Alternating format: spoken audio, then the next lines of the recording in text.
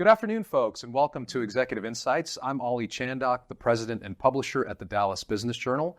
Today, we're going to meet Alicia Styers. She's the senior operations manager at CornerStone Staffing. Alicia, welcome to the show. Thank you so much for having me. Very excited to have you here and learn a little bit more. I know you're willing to share some of your insights around generational differences and all of the things that business leaders need to know. Before we get started, tell me a little bit about your role with CornerStone Staffing. Yes, so I'm a senior operations manager. I've been with Cornerstone for 10 years, and I manage 3 different recruiting teams for our East District. Awesome. Alicia, now the job market is very interesting, to say the least. What can business leaders do to enhance their recruiting efforts in order to attract top talent?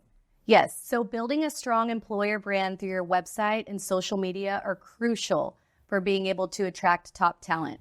What goes hand in hand with that is also writing clear and engaging job descriptions. You want to avoid using any sort of fluff. Instead, really try and illustrate what a day in the life may be like for that particular job. And once you've engaged a candidate, it's very important that you provide a positive hiring experience through effective communication. This means keeping them informed every step of the way and providing timely feedback and updates. We also need to be mindful of who are the groups of people entering the workforce. And that's an interesting point. Generation Z, those born between 1997 and 2012, will make up nearly 27% of the workforce by year 2025. So it's really important that we continue to gain more insight and understanding of who this generation is. Now, Alicia, share some insights as to the best ways to attract this top Gen Z talent. Yes, so as we know, Gen Z is pretty different than our previous generations, and they're unique. They've grown up in a digital age, and they've experienced quite a bit of recent political and social turmoil. But hiring members of Gen Z can bring some fresh new perspectives. And one of the best ways to attract the top Gen Z talent is by showcasing your company's values and purpose. This is something that Gen Z is very, very passionate about. Your company should be able to explain their work's mission and how they make a difference. One way you could do this is through social media, where you can showcase stories, initiatives, and employee experiences that all reflect the company values. As we know, Gen Z is pretty active with social media, so they're likely to engage with any content that resonates with their beliefs. And since they've grown up with so much technology, they expect their workplace to be just as advanced. So you want to highlight any cutting-edge tools or platforms that your company uses during your recruiting process. Now, what do Gen Z members value the most in the workplace? That is a great question. So here are 3 of the biggest things they value the most. Number 1, they want to know that their work is being contributed to a greater purpose. They want to know the why behind their work. For example, if you were to hire someone to do data entry for a healthcare company, they don't want to feel that they're just entering numbers on a spreadsheet each day.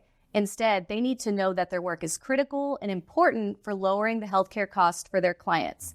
This gives them that greater sense of purpose and a why behind their work. On top of that, managers should be able to clearly explain why that person's work is necessary and how their role makes a positive impact on the team, the client, and the community. And the more specific they can be about this will give that person's job even greater purpose.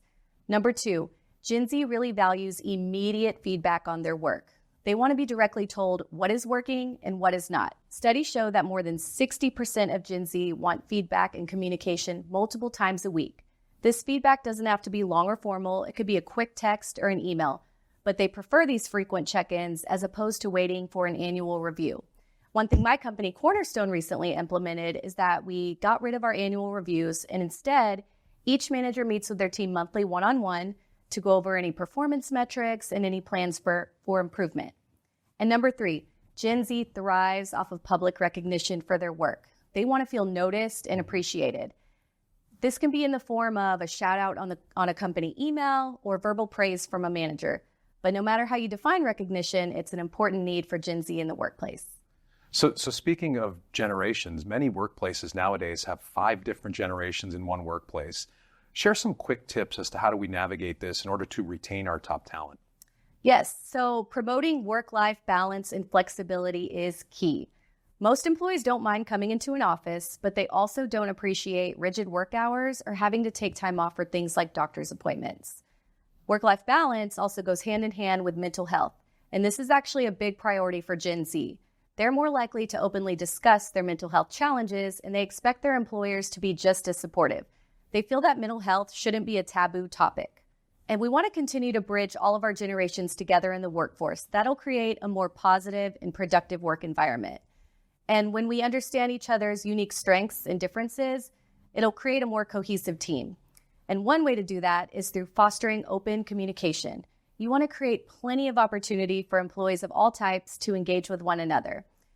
It creates that sense of community. And leaders should also respect that different generations may be productive, but in different ways. So we want to make sure that we're giving clear-cut guidelines where needed, but also allow for some autonomy with their work. And finally, leaders should constantly talk about the company's goals and their vision. When we all have that same objective, these generational distinctions become way less significant. Alicia, you've got a lot of experience and a lot of insight to share, and thank you for helping us and sharing with us today. Yes, thank you so much for having me.